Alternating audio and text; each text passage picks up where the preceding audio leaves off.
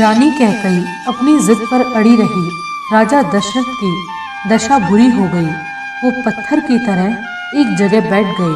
उनका शरीर पीला पड़ गया, पर कैकई की हट कम नहीं हुई। वो बार बार कहती रही, अगर महाराज आपने मेरी बात नहीं मानी तो मैं आत्महत्या कर लूंगी। दोनों पूरी रात वहीं कोप भवन में जमीन पर बैठे रहे। राज्य अभिषेक का दिन आ गया। जहां एक और कोप भवन में ये सब चल रहा था, वहीं दूसरी ओर इस बात से अनजान पूरे महल और अयोध्या नगरी में राम के राज्य अभिषेक की धूमधाम थी। सभी ऋषि मुनि और विशेष अतिथिगण पधार चुके थे। यज्ञ मंडप तैयार था। जब सभी गुरु वशिष्ठ से राजा दशरथ के विषय में पूछने लगे, तो गुरु वशिष्ठ ने सुमंत को महाराज को बुलाने भेजा। सुमंत सैनिकों और दासियों से पूछता पूछता राजा दशरथ के पास रानी महल के कोप भवन में आया। उसने महाराज को सूचना दी कि सभी अतिथि पधार चुके हैं। गुरुदेव आपकी प्रतीक्षा कर रहे हैं। महाराज सर झुकाए एकटक जमीन को देख रहे थे। वे बस इतना बोले, हे राम। इस पर कैकई ने सुमंत को कहा, जाओ जल्दी राम को यहाँ भेजो। महाराज को राम से कुछ बात करनी है और बाहर सभी से कह दो कि कुछ समय प्रतीक्षा करें। रानी का आदेश पाकर सुमंत वहां से राम के महल की ओर गया। वहां रामचंद्र राज्य अभिषेक के लिए तैयार होकर बैठे थे।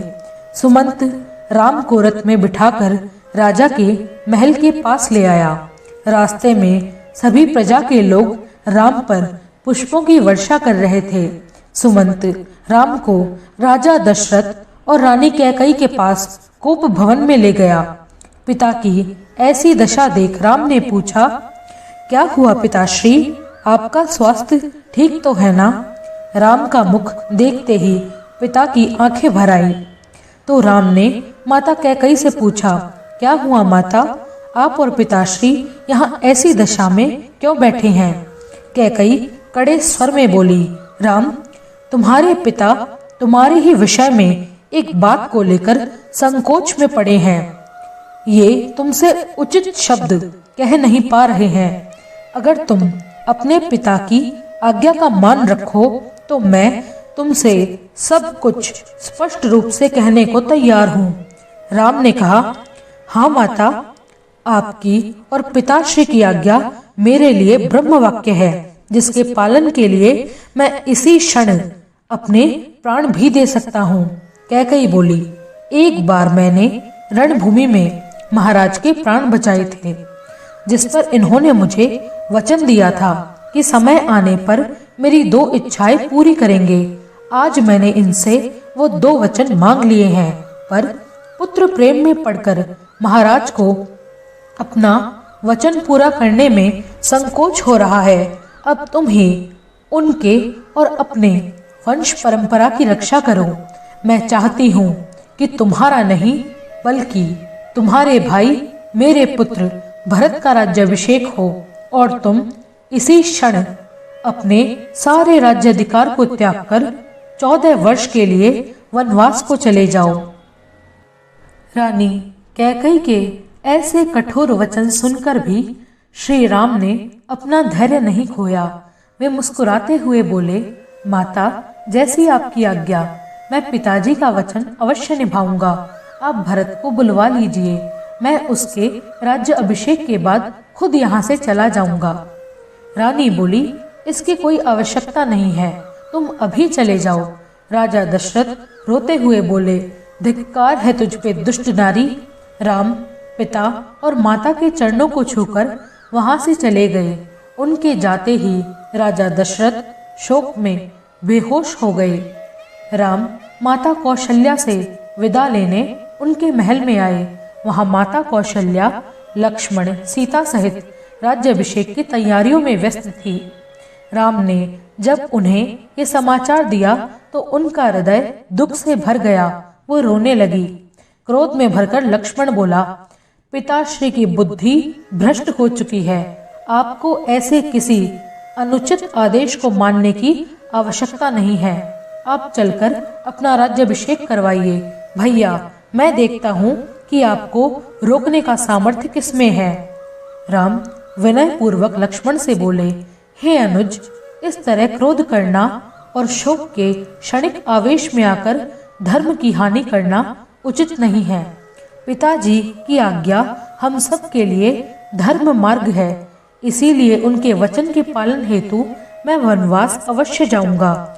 जाओ लक्ष्मण, तुम मेरे लिए वन गमन की तैयारी करो। जब कौशल्या माता रोने लगी तो राम उन्हें सांत्वना देते हुए बोले, माँ, आप उदास न हो। मेरे लिए राजधर्म के पालन हेतु वनवास जाने में कोई आपत्ति नहीं है। इसमें कोई विशेष अंतर भी नहीं है। मुझे तो वनवास शांति और कल्याणदायक लगता है, इसीलिए आप तनिक भी दुखी न हो और हर्ष से मुझे प्रस्थान करने की आज्ञा दे दें। मैं सत्य धर्म की रक्षा हेतु अपने पिता की आज्ञा का पालन करने आज ही वन को प्रस्थान करूंगा। माता कौशल्या भरी हुई आंखों से राम को एकटक देखती हुई बोली, हे राम, मेरे गर्भ से तुम्हारा जन्म मेरे किसी पुण्य कृत्य का ही फल है। मैं अगले 14 वर्ष तुम्हारी राह देखती रहूंगी।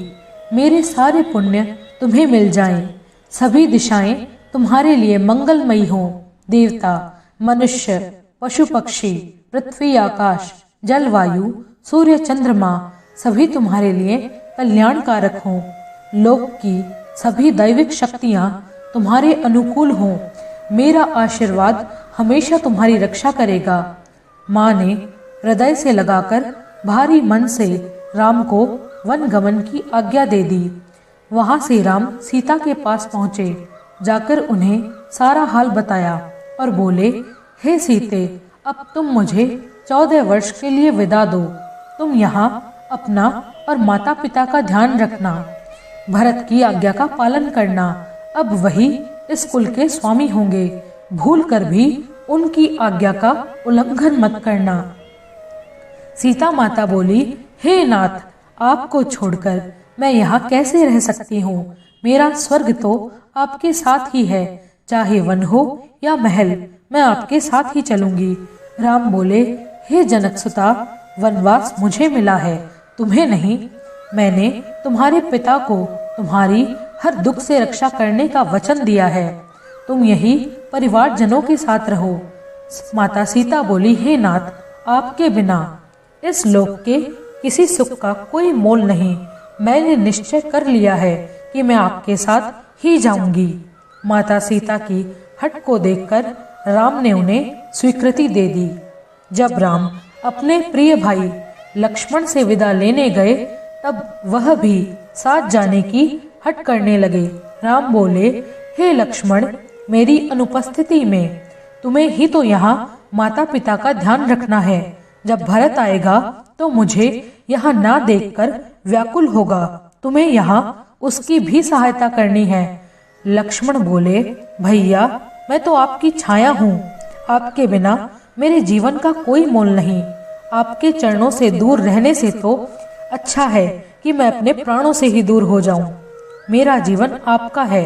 ऐसी दशा देखकर राम बोले, हे अनुज, अगर तुम्हारा यही निर्णय है तो जाओ, माता सुमित्रा और देवी उर्मिला से विदा ले लो। हम आज ही गुरु वशिष्ठ की आज्ञा से वन को प्रस्थान करेंगे। राम और सीता ने अपना सारा सामान ब्राह्मणों को दान कर दिया। राम के वनवास की दुखद सूचना सारी अयोध्या में फैल गई। लोग शोक से हाहाकार करने लगे। राम के प्रति अपने स्नेह के कारण राजा दशरथ और रानी कैकेयी को कोसने लगे। राम, सीता, लक्ष्मण दशरथ महल पहुंचे अपने पिता और तीनों माताओं से अंतिम विदाई लेने के लिए। जब वे तीनों महाराज दशरथ के पैर छूने बढ़े तो राजा दशरथ रोने लगे। बोले, हे राम, मैं तुम्हारे बिना कैसे जीऊंगा। हे सीता, तुम्हारे पिता को तो मैंने वचन दिया है कि तुम्हें कभी कोई परेशानी नहीं होगी। मैं उन्हें क्या मुंह दिखाऊंगा। अपने दोनों पुत्रों और पुत्र वधू के वनवास को मेरी वृद्ध आत्मा नहीं सह पाएगी। राम विनम्रता से बोले, पिताश्री आप शोक न करें। कुल परंपरा और मर्यादा के लिए तो प्राण भी न्यौछावर है। यही रघुवंश की रीति है कि प्राण जाए पर वचन न जाए। अतः आप प्रसन्न मन से मुझे अपना धर्म निभाने की आज्ञा दे दें। सीता और लक्ष्मण मेरे साथ जाने की हट कर रहे हैं। मैं प्रयास करूंगा कि कुछ ही दिनों में इन्हें समझाकर वापस भेज दूं। आप अब मुझे जाने की आज्ञा दें। महाराज दशरथ के मुंह से एक शब्द नहीं निकला। उधर कैकई शीघ्रता करने लगी। महाराज दशरथ बोले, हे राम, मेरी भूल की इतनी बड़ी सजा स्वयं को मत दो। रुक जाओ पुत्र। राम बोले, पिता का मान मेरे लिए सर्वोपरि है। आपका वचन ही सब कुछ है। आप कृपया मुझे जाने दे। दशरथ बोले, हे सुमंत, राम की वन यात्रा के लिए श्रेष्ठ प्रबंध करो। उनके साथ सेना की एक टुकड़ी, अन्य धन के भंडार और सेवक जाएंगे। इस पर रानी कैकई बोली, आप तो सारा राज्य राम के साथ भेज रहे हैं। अगर सारा धन ये ले जाएगा तो मेरा भरत इस निर्धन राज्य को लेकर क्या करेगा? ये कैसा वनवास हुआ? राजा कैकई को धिक्कारते हुए बोले, हे कुलनाशनी, आखिर तुम चाहती क्या हो? राम विनम्र स्वर में बोले, पिताश्री, प्रकृति रूपी धन, वन के सिवा मुझे और इन किसी वस्तुओं की आवश्यकता नहीं है। ये सब यहाँ भरत के काम आएंगे। हम वनवासी भेष में ही वन को जाएंगे। यह सुनते ही कैकई उन तीनों के लिए वन के लिए भगवा वस्त्र ले आई। यह दृश्य देखते ही महाराज दशरथ चिल्ला उठे, धिक्कार है। ऋषि वशिष्ठ और सभी की आंखें भर आई। यह दृश्य बहुत ही पीड़ादायक था। जब राम जैसा सदाचारी पुत्र, सीता जैसी संस्कारी कुलवधू, लक्ष्मण जैसा भक्त रूपी अनुज घर से निर्वासित हो रहे थे, माता सुमित्रा लक्ष्मण से बोली, हे लक्ष्मण, अपने भैया भाभी का माता पिता तुल्य आदर करना, हमेशा उनकी सेवा करना, यही तुम्हारा धर्म है। जाओ पुत्र, अपना और अपने भैया भाभी का ध्यान रखना। राजा दशरथ ने सुमंत्र को रथ लाने के लिए भेजा, जिसमें राम से छिपाकर राजवस्त्र और अन्य धन रखवा दिए। राम जाने से पहले सभी से हाथ जोड़कर बोले, अगर मुझसे जाने अनजाने में कोई अपराध हुआ हो तो आप सब मुझे क्षमा कर दीजिएगा। राम के ऐसे विनम्र वचन सुन सभी रोने लगे। सारा महल दास दासियों के रोने की आवाज से गूंज उठा। पिता दशरथ बेहोश हो गए। माता कौशल्या, माता सुमित्रा, राम, लक्ष्मण, सीता पुकारती उनके पीछे पीछे भागने लगी। बड़ा ही दुखद दृश्य था।